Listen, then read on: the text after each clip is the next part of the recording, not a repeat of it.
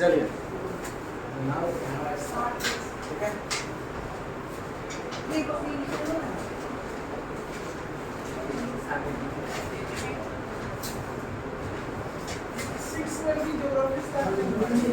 पहले कर दी कल स्टार्ट हो गया चलो कल हमने पढ़ाया था एटमॉस्फेयर के बारे में ठीक है चलो उसके बाद क्या कंपोजिशन ऑफ एटमॉस्फेयर हो गया इसमें हम बात किए थे कि सबसे हाई अमाउंट में क्या है बोलो सबसे हाई नाइट्रोजन कितना था 78% ठीक दूसरा कौन था ऑक्सीजन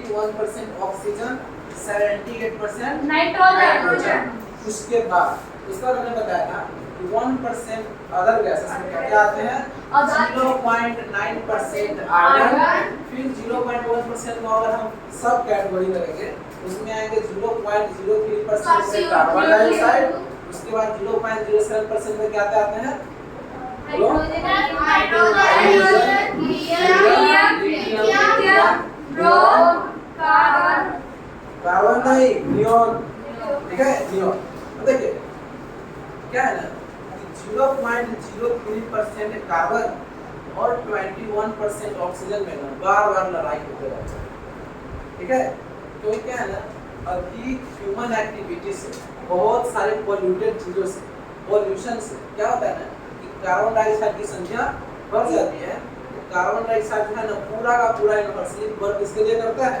ऑक्सीजन से ठीक आप लोग सुनते रहिएगा हम लोग को बोला जाता है कभी भी ना रात के समय पेड़ में ऐसा वृक्ष है जिस पर नीचे नहीं सोना चाहिए हां सर ठीक है जैसे पीपल का वृक्ष सबसे ज्यादा फेमस ये पीपल का वृक्ष ना रात के समय में क्या लेता है रेस्पिरेशन सिस्टम में ऑक्सीजन लेता है हम भी ऑक्सीजन लेते हैं जैसा बोलते हैं सर पीपल का पेड़ तो 24 आवर्स ऑक्सीजन नहीं रात में लेता है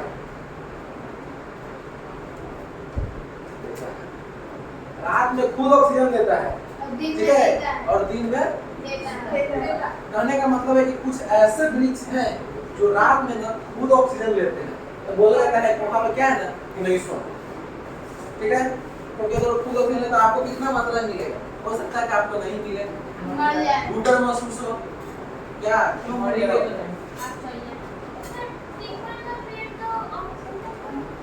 अरे वो पीपल हो गया बरगद हो गया आम का पेड़ ठीक है आम का पेड़ नहीं मतलब पीपल बरगद सबसे ज्यादा ठीक है अब देखो क्या है ना कि हमारे जो भी अर्थ जहाँ जहाँ पे कुछ ऐसे इकोसिस्टम बायोडायवर्सिटीज है जहाँ पे क्या है ह्यूज अमाउंट में क्या है नेचुरल वेजिटेशन है जैसे अमेज़न का फॉरेस्ट कहाँ पे है ब्राजील ठीक है ब्राजील कहाँ पे है साउथ अमेरिका में ठीक है ब्राजील में अमेज़न जंगल को क्या बोलते हैं लंग्स ऑफ आवर लगभग ऑक्सीजन जितना है हमारे पास 21% उसका 25% अकेले कौन देता है ठीक है और अमेज़न में जो भी फॉरेस्ट है आपको शायद हम बताया था किसी और क्लास में अमेज़न के जंगल में जो वेजिटेशन है उसमें क्या है ना कि छोटे पौधों से लेकर बड़े पौधों तक ठीक छोटे पौधों का बात छोड़िए बड़े पौधों को सनलाइट मिल रहा है उसको क्या हो रहा है उसको फोटोसिंथेसिस में सब चीज मिल रहा है खाना मिल रहा है तभी तो वो फोटोसिंथेसिस कर रहे हैं आगे बढ़ रहे हैं लेकिन क्या है ना कि जो छोटे पौधे हैं उनको सनलाइट मिलता ही नहीं है फोटोसिंथेसिस के लिए उसको क्या चाहिए सनलाइट चाहिए ना सनलाइट चाहिए उसको लेकिन छोटे पौधों को मिल पाता है नहीं मिल पाता है क्योंकि बड़े पौधे एकदम ढक दिए हुआ छोटे पौधों को नहीं मिल पाता तो छोटे पौधों को क्या चाहिए जिस पौधों को अगर मतलब क्या उसको बोलते हैं सनलाइट नहीं मिल रहा है तो उसको आप ना सल्फर दे दीजिए सल्फर अधिक मात्रा में वो अपने आप को ना पोषक बना ठीक है पोषक तत्व बना लेगा और अपना कार्य प्रक्रिया चालू रखेगा बढ़ने के लिए ठीक उसके बाद देखिए छोटे पौधों को सल्फर कहाँ से मिलता है आपसे मांगने नहीं जाता हमसे मांगने नहीं आता वो नेचर जो है अपने आप को मेंटेन रखे हुआ आप नेचर के साथ खिलवाड़ कीजिएगा वो भी आपके साथ करेगा ठीक है नेचर को डैमेज नहीं करना है natural vegetation is depends upon the किसके ऊपर बताओ? सहारा डिजर्ट एस्टैब्लिश इन कहाँ पे? अफ्रीका में। नॉर्थ अफ्रीका जो है, अफ्रीका है ना पूरा, साउथ अफ्रीका का नाम सुने हैं? साउथ अफ्रीका के क्रिकेटर सब आते हैं। साउथ अफ्रीका नहीं, साउथ अफ्रीका का सीधे अपोजिट ऊपर पूरा अफ्रीका का ऊपर वाला पार्ट, ये देखिए ये अफ्रीका हो गया, ठीक है? ऐसे है ना अफ्रीका, इसको बोलते हैं हॉर्न ऑफ अफ्रीका, बोलते हैं। देखिए अफ्रीका में नहीं, यहाँ से यहाँ तक फैला हुआ है क्या? Sahara desert.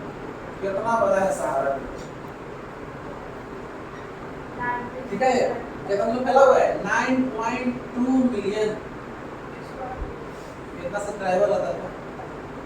9.2 million kilometre square में क्या फैला हुआ है? सहारा डिजर्ट, ठीक है? अप्रोक्सीमेटली 11 कंट्री में फैला हुआ है, 11 देशों। यहाँ से उड़ने वाली डिजर्ट बगल में है, यहाँ पे ब्राजील, ठीक है? यहाँ पे ब्राजील है और इसमें है अमेज़न फॉरेस्ट, और यहाँ से उड़ने वाली डिजर्ट इसमें आते हैं, और इस डिजर्ट में बहुत मात्रा में सल्फर रहता है, ठीक है? जिसके कारण यहाँ के पौधों को मिलता है, ठीक? यहाँ के पौधों को मिलता है और वो क्या करते हैं? अपना भोजन फूड इसी से बनाते हैं। और छोटे पौधों पे, बड़े पौधा तो बढ़ रहा है कुछ, इतना डेंस फॉरेस्ट है कि एनाकोंडा मूवी देखे हैं कोई हॉलीवुड, वो सब अमेज़न में ही शूटिंग किया हुआ है, ठीक है? कुछ अमेज़न में हो गया, कुछ इंडोनेशिया में हो गया, जहाँ पे ज़्यादा फॉरेस्ट है वहाँ पे।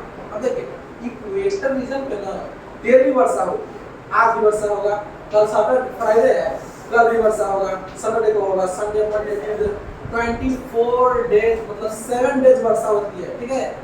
24 आवर में प्रत्येक दिन 2 बजे से लेकर 4 बजे के बीच में अभी के समय में वर्षा होती है। कहाँ पे? इक्वेटर पे। इक्वेटर पे जैसे कौन कौन देश में? ब्राजील हो गया, इंडोनेशिया हो गया, अफ्रीका का युगांडा हो गया, तंजानिया हो गया, ये सब जो देश है ना, इस देशों में डेली वर्षा होती है। क्योंकि यहाँ पे क्या है? टेम्परेचर ज़्यादा है, टेम्परेचर ज़्यादा होगा तो क्या होगा? कंडेंसेशन प्रोसेस होगा, is the part of water cycle, ठीक है? जल चक्र पढ़ेंगे नहीं? पढ़ाएंगे, ये सब पढ़ाएंगे। जल चक्र पढ़ाएंगे, एक नाइट्रोजन साइकिल पढ़ाएंगे, एक ऑक्सीजन साइकिल और एक कार्बन डाइऑक्साइड साइकिल। चलिए अभी हम बात करते हैं किस पे? Composition of atmosphere. Composition of atmosphere में 10 पार्टिकल लिखा दिए थे। 10 पार्टिकल के बाद अब आते हैं हम लेयर ऑफ द एटमॉस्फेयर, ठीक है? जिसको बोलते हैं स्ट्रक्चर ऑफ द एटमॉस्फेयर, वायुमंडल की परतें, संरचना, ठीक है? कैसे कैसे देख रहे हैं? जिस प्रकार हम जहाँ पे रह रहे हैं, हम पृथ्वी के अंदर में नहीं रह रहे, पृथ्वी के सरफेस पे रह रहे हैं ड्यू टू ग्रेविटेशनल फोर्स, ठीक है? ग्रेविटेशनल फोर्स हटा, हम लोग भी सतह से हटा, ठीक है? ग्रेविटेशनल फोर्स के कारण में पृथ्वी में सटे में आप लोग बहुत सारे ऐसे फिगर देखे होंगे, किताब में होगा चाहे फिर कॉपी के पीछे होगा। जैसे देखिए अर्थ डे पर अगर ऐसा फिगर बनाया हुआ है तो इसमें बड़े बड़े बिल्डिंग बनाए होंगे, इसमें पौधे बनाए होंगे, यहाँ पे कुछ स्टार्स बनाए होंगे, यहाँ पे इंसान बनाए होंगे। अंदर में क्यों नहीं बना? अंदर में नहीं भाई, आपको बता दें हम कि अभी के समय में एलियस कॉलेज हो या कोई भी कॉलेज हो, बहुत ऐसे विद्यार्थी होंगे ज्योग्राफी के चाहे किसी भी सब्जेक्ट, उसको अभी तक ये नहीं पता होगा कि हम पृथ्वी के अंदर रहते हैं कि पृथ्वी के सतह। बहुत लोगों का कंफ्यूजन है, ठीक है? क्योंकि ना कुछ ऐसे हैं कि देखते देखते बावजूद भी हम नहीं जान सकते कि ऐसा क्या, ठीक है? आप लोग जानते हैं, बहुत अच्छी बात है। देखिए हम लोग कहाँ रहते हैं? सतह पे रहते हैं। और आपको हम पहले बताए थे कि एटमॉस्फेयर अंदर है कि सतह के बाहर है? हम ऐसे ऐसे करके डायग्राम भी बनाए नहीं? अब देखिए ये जो डायग्राम जो है बनाए थे, इसमें ना एक जैसी सतहें नहीं है। वायुमंडल एक जैसा वैरी नहीं करता है सभी जगह पे ना अलग अलग है। जैसे देखिए जितने भी मौसमी घटनाएं हैं, ठीक है? ऑल क्लाइमेटिक और weather phenomena which is occurs in troposphere. Troposphere is the first layer of the atmosphere which is attached the surface of the earth. क्या बोले हैं कि पृथ्वी के सतह से पड़ने वाली सबसे पहली परत को बोलते हैं छोर मंडल, हिंदी में बोलते हैं छोमंडल, इंग्लिश में बोलते हैं ट्रोपोस्फियर। ठीक है, आपको ट्रिक बताते हैं याद कैसे रखना है। सबसे पहले T S M T E, यहाँ पर आई भी होता है। ठीक है, troposphere, stratosphere, mesosphere, thermosphere, ionosphere, exosphere. ठीक है, टी एस एम टी एक बार बोलिए, ट्रोपोस्फियर, स्ट्रेटोस्फियर,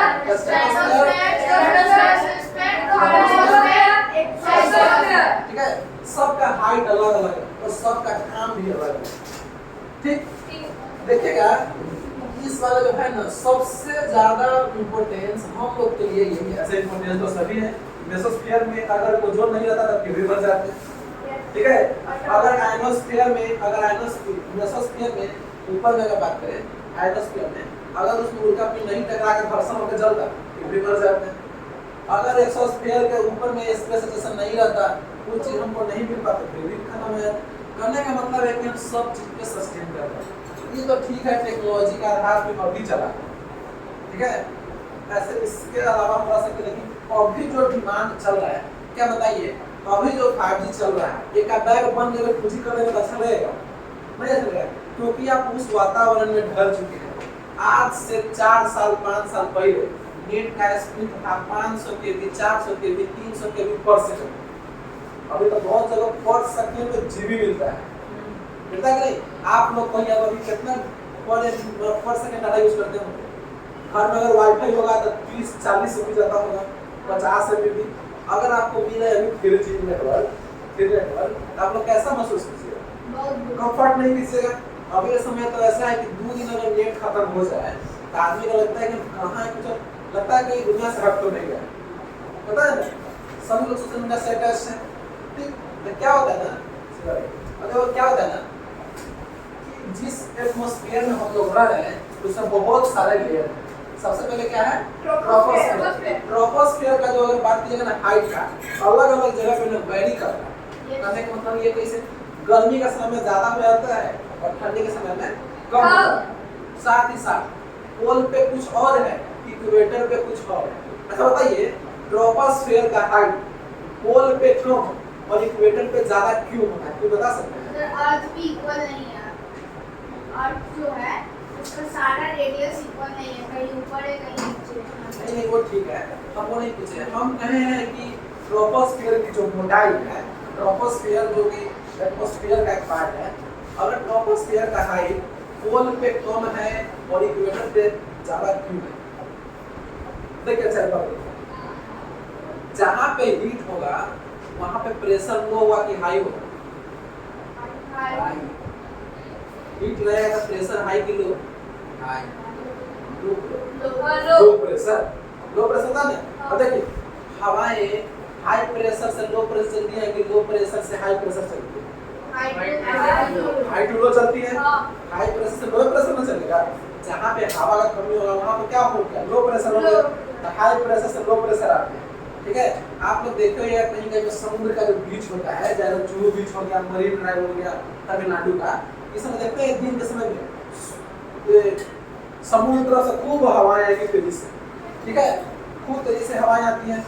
लेकिन रात के समय में वही हवाएं उल्टी हो जाती है, स्थल तरफ से बहेगा किसके तरफ? ओशियन की तरफ बहेगी। ये सब क्या होता है? ये सब हाई प्रेशर लो प्रेशर के कारण होता है, ठीक है। अब देखिए क्या है ना, हम बता रहे थे ट्रोपोस्फेयर के हाइट के बारे में। ट्रोपोस्फेयर की हाइट पोल पे इसलिए कम है कि वहां पर ना टेम्परेचर काफी लो रहता है। पोल पे टेम्परेचर लो रहता है ना, तब तो पूरा आइस है अंटार्कटिका और आर्कटिक पूरा का पूरा आइस है। लेकिन इक्वेटर पे टेम्परेचर ज्यादा रहता है। सन की अधिकांश किरणें कहाँ पड़ती है? इक्वेटर, ट्रॉपिक ऑफ कैंसर और ट्रॉपिक ऑफ कैप्रिकॉर्न के बीच में पड़ता है, ठीक है। कल्याण का नहीं है और एक क्लास लिंक नहीं है। एक चलिए कोई बात नहीं, अभी एकदम शुरू से पढ़ा रहे हैं ये structure of the atmosphere, troposphere, stratosphere का, ठीक। कल हमने पढ़ाया था composition of atmosphere, nitrogen, oxygen, carbon dioxide सब के बारे में बात, ठीक है। चलो अब सुनिए, ट्रोपोस्फेयर की हाइट पोल पे कम होता है ड्यू टू टेम्परेचर डिफरेंस, ठीक है। तापमान में अधिक और कमी के कारण ट्रोपोस्फेयर की हाइट कम बेस होता है, ठीक। अगर टेम्परेचर ज्यादा होगा तो ट्रोपोस्फेयर की हाइट ज्यादा होगा, अगर टेम्परेचर ज्यादा होगा और कम होगा तब ट्रोपोस्फीयर की हाइट कम होगा। ठीक, देखिए एवरेज हाइट ऑफ स्ट्रेटोस्फीयर कितना होता है? हाँ इसका एवरेज हाइट होता है 13 किलोमीटर। ठीक है, अगर बात कीजिएगा आप लोग कि पोल पे कितना होता है, तो पोल पे होता है 8 किलोमीटर। ठीक है, अगर बात की जाए इक्वेटर पे कितना होता है? 18 किलोमीटर। ठीक, देखो क्या बोले, पोल पे 8 किलोमीटर, याद रहेगा 8 में 10 जोड़ेंगे तो 18। ये आपका हो गया इक्वेटर। अब दोनों की जगह कितना होगा? 26 होगा। 18 8 26, 26 को 2 से काटेगा तो कितना होगा? 13 क्या हो गया हमारा एवरेज। तीनों याद हुआ कि नहीं? देखो कैसे आप पोल पे 8 किलोमीटर, इक्वेटर पे 18 kilometre, 18 kilometre. The sum of 8 and 18 is equal to 26। Average कैसे निकालते हैं? Sum of total number by total number by 2। 2 का मतलब 2 और 26 में 2 से गुना भाग करेंगे कितना आएगा? 13 है। 13 किलोमीटर क्या हो गया? 18 किलोमीटर एवरेज हाइट। ठीक है, ट्रोपोस्फीयर का हाइट याद हुआ कि नहीं? हाँ याद हुआ? आप बताओ तो ट्रोपोस्फीयर की हाइट इक्वेटर पे कितना है? बेटर क्या बोले सुने हैं? इक्वेटर पे कितना है? 8 इक्वेटर पे 80। मतलब कोई बोलता था कोई तो बिल्कुल सही हो गया, यही वाला बात है नहीं? आप बताइए तो पोल पे कितना बताया है? 8 किलोमीटर। एवरेज कितना है? 13 किलोमीटर। एवरेज कितना है? 13 किलोमीटर। पोल पे कितना है? पोल पे इक्वेटर पे इक्वेटर पे कहाँ ध्यान है? तेरा ध्यान किधर है? इधर है। 18 किलोमीटर बोले हैं। सुनो, बोले हैं इक्वेटर पे कितना है? 18 किलोमीटर और पोल पे 8 किलोमीटर और एवरेज 13 किलोमीटर। और तो कंफ्यूजन नहीं है ना? चलिए आप बताइए तो पोल पे कितना है?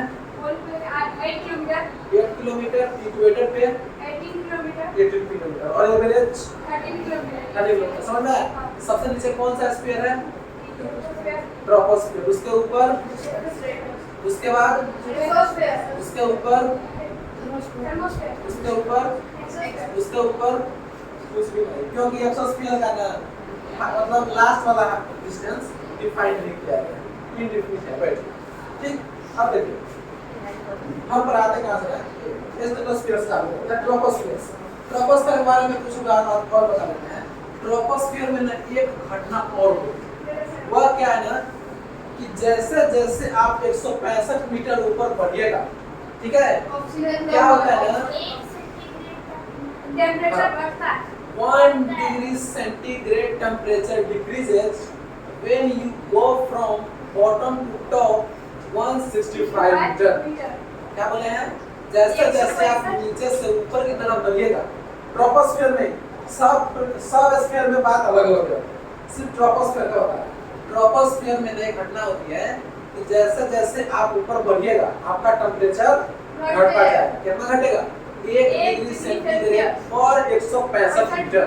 165 मीटर ऊपर बढ़िएगा 1 डिग्री सेंटीग्रेड तापमान घट जाएगा। फिर 165, फिर देखिए, फिर 165, फिर देखिए। ठीक है, अब देखिए, लेकिन अगर बात की जाए जैसे जैसे आप पृथ्वी का तली में रहेगा, क्रस्ट में, मेंटल में, कोर में, वैसे वैसे इंक्रीज होगा। कितना पर 32 मीटर, 32 मीटर मान 32 मीटर नीचे जाइएगा टेम्परेचर बढ़ेगा। कितना बढ़ेगा? 1 डिग्री सेल्सियस बढ़ेगा। कितना देर में? 32 मीटर नीचे जाने के, और ऊपर जाने में कितना?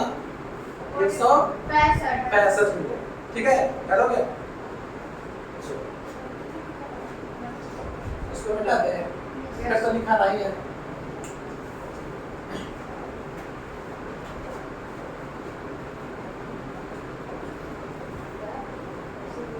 आप लोगों ने एक डायग्राम बनाना पड़ेगा। ठीक है, ओके सर। चलिए कॉपी निकालिए। अब देखिए, the structure of the atmosphere, the structure of the atmosphere। दिखाएंगे कि हम खुद दिखाएंगे? ये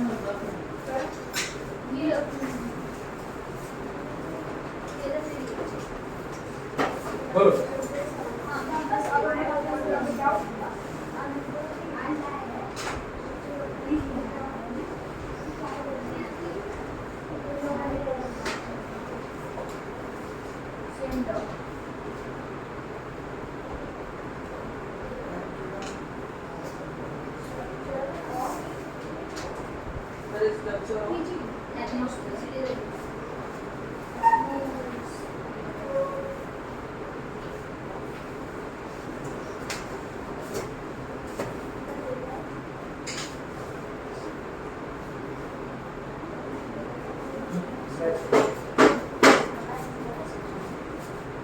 उसको अलग से लिख दीजिएगा, ठीक है।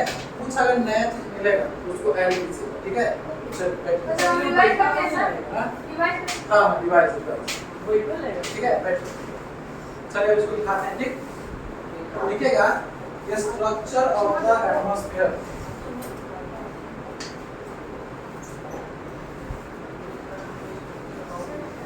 ग्रीन मार्कर है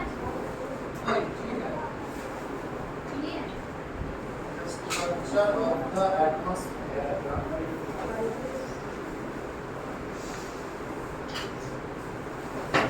पहले हम डायग्राम बनाते हैं, ठीक। Okay sir. सबसे पहले डायग्राम बनाते हैं, उसके बाद उसको बताते हैं कैसे। डायग्राम में दिमाग खराब है। दिमाग खराब लगेगा। No sir. आप और अच्छा नहीं हंसी है। आप सर ये तो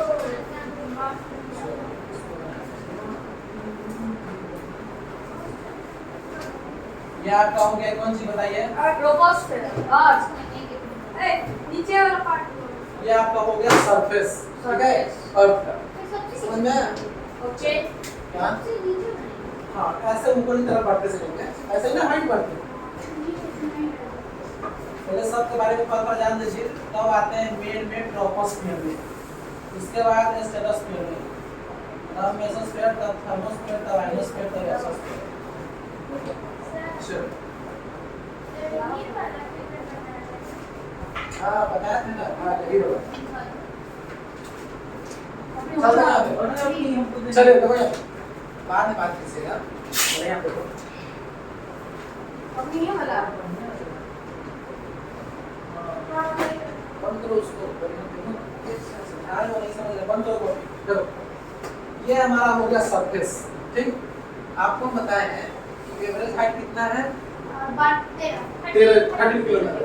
तो हम 30 किलोमीटर लेके चलते हैं। आपको ऐसे जब इसके बारे में डिटेल लिखेंगे तो उसमें पोल पे इक्वेटर पे अलग से लिखेंगे, ठीक। और देखो सबसे पहले जो हमारा स्फीयर रहेगा,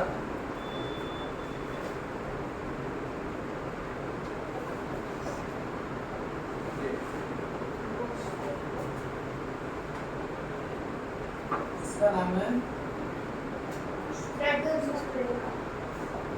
ट्रोपोस्फियर।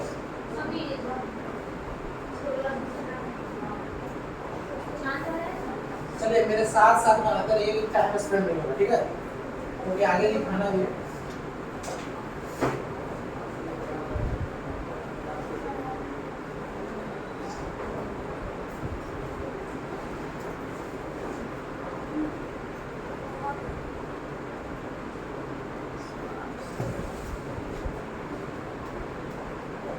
ये आपका हो गया ट्रोपोस्फियर, ठीक है। ट्रोपोस्फियर का एवरेज हाइट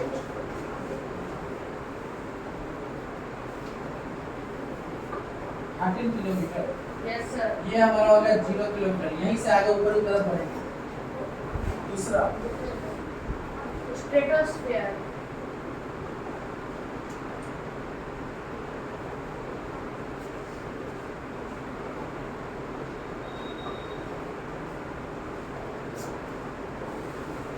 स्ट्रेटोस्फीयर 50 किलोमीटर। पहले से बना लीजिए, फिर इसमें कुछ डायग्राम जाएंगे कि इसमें क्या है।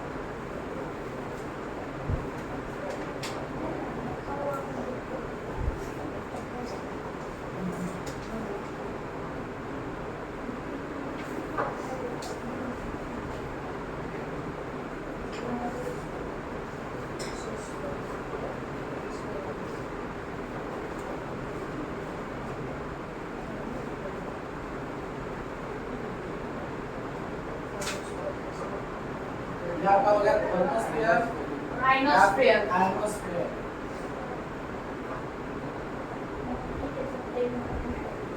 क्या है? Yes sir. आयनोस्फीयर। ये आप सुबह में बनाए थे नहीं? Yes sir. सर ऐसा बनाया है। चलो सर थर्मोस्फीयर के बाद ऐसा बनाया है। ठीक, अब उसके बाद एक्सोस्फीयर।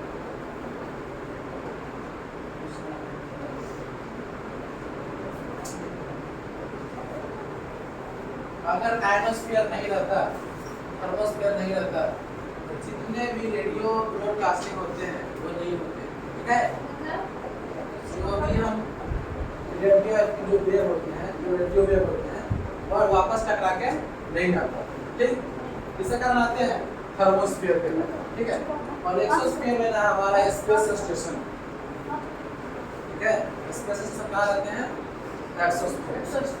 मेसोस्फीयर में ना उल्टा पुल्टा आपस में कम घर्षण होता है और वहीं पे खत्म हो जाता है। या स्ट्रेटोस्फीयर में ना हम इसको फिगर में तो पहुंचा नहीं चाहिए ट्रोपोस्फीयर उसके बाद उसमें स्ट्रेटोस्फीयर, लेकिन अगर मान रियलिटी में स्पेस में जाए हाँ, सब को कैसे पता चलेगा कि ट्रोपोस्फीयर कहां खत्म हुआ? वो पता चलता है। देखिए ये नापा गया है, इसीलिए तो आप ही सब के लिए तो नापा गया है। अगर आप एस्ट्रोनॉट्स बनते हैं, अगर आपको जाना है तो क्या हुआ कि ना आपका जो भी इंडिकेटर हुआ, जो जिसमें आप गए होंगे, उसमें क्या होगा? उसमें सब दिखाता रहता है कि आप कितने हाइट पे। ठीक है? अभी तक आप पृथ्वी से कितने हाइट के ऊपर पहुंच चुके हैं, आपको पता चलता रहेगा कि आप किस स्फीयर में भी हैं। ठीक है? तो क्या होता है ना कि एस्ट्रोस्फीयर में ना जैसे जैसे बढ़ेंगे वैसे वैसे टेम्परेचर क्या होगा? घटता चलता है। लेकिन एक समय ऐसा आता है ना कि जैसे आप एस्ट्रोस्फीयर के पास आएंगे, एक आता है आपका टेम्परेचर 80 डिग्री सेल्सियस हो जाएगा। तो कहाँ आ रहे हैं? ये स्ट्रेटोस्फीयर में आ रहे हैं। ठीक है? और जहाँ पर ये स्ट्रेटोस्फीयर और ट्रोपोस्फीयर अलग होते हैं, कहीं पर तो टकराएगा ना, तो जहाँ पे टकराते हैं उस लेयर को नाम क्या बोलते हैं पता है? ट्रोपोपोज बोलते हैं। क्या बोलते हैं? ट्रोपोपोज। सब उसी प्रकार नहीं यहाँ पर भी होता है, यहाँ पर भी होता है। ठीक है? तो सबका नाम अलग अलग होता है। जैसे इसका नाम मेसोपोज हो गया, इसका ट्रोपोपोज हो गया। अब देखिए 13 किलोमीटर एवरेज हाइट किसका हो गया? ट्रोपोस्फीयर का। स्ट्रेटोस्फीयर का एवरेज हाइट है 50 किलोमीटर, 50 किलोमीटर। मेसोस्फीयर का हो गया 80 किलोमीटर, इसका हो गया 640 किलोमीटर, और इसका पता नहीं है, एकदम अनडिफाइंड। वो तो अनलिमिटेड एक नहीं लिखा हुआ है। ठीक है? वो इनफाइनाइट। हाँ, ऊपर में एक नहीं लिखा हुआ। जितने भी मौसमी घटनाएं हैं, क्लाइमेट और वेदर वाले जितने भी घटनाएं हैं, सभी से काम होते हैं ट्रोपोस्फीयर। यानी यहाँ पर बना देते हैं क्या? माउंटेन बना देते हैं। इसके बाद यहाँ पे वर्षा करा देते हैं, काला काला बादल हो गया, काला काला वर्षा हो गया।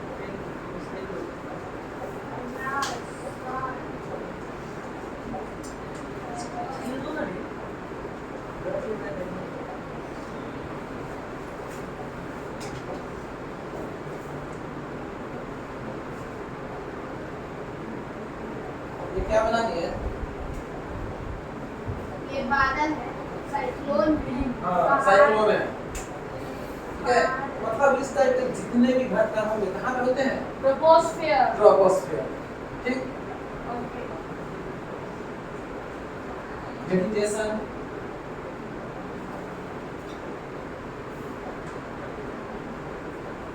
सभी के सभी ट्रोपोस्फीयर में। ठीक? ट्रोपोस्फीयर के बाद स्ट्रेटोस्फीयर में इसमें होता है एक लेयर जिसका नाम पता है क्या है? ओजोन।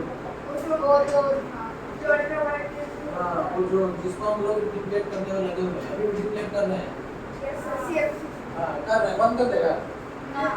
हाँ, मतलब ओजोन को ही बचाना है और एसी में भी रहना है।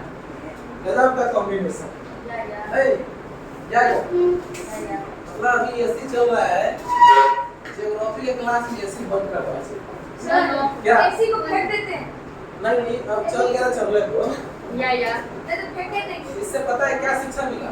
या इससे ये शिक्षा मिला कि वास्तविक ज्ञान और किताबी ज्ञान में कितना अंतर है। शिक्षा मिला कि नहीं? वास्तविक ज्ञान और कहने में और करने में कितना अंतर होता है?